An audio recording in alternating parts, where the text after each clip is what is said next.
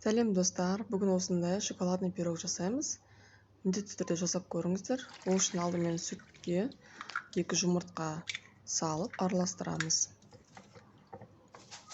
Одан кейін қант саламыз. Май, қайнаған салқын су,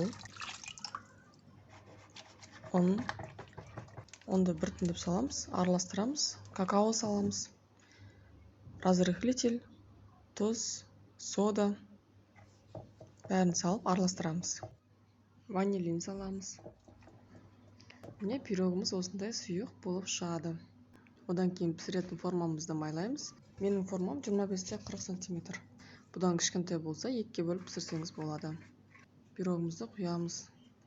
Духовкаға 30-40 минутқа қоямыз. Оған дейін кремін жасаймыз. Сары майға сүт құямыз, какао құямыз. Одан кейін сахарный пудра қойып, бәрін араластырамыз. Одан кейін газға қойып, жаймен сүт қосып араластырамыз.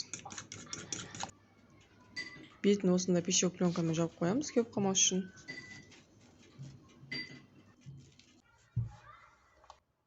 Пирогымыз ылғал болу үшін сүт пен сахарный пудраны араластырып, пирогқа құямыз. Одан кейін кремімізді жағамыз. Міне пирогымыз дайын.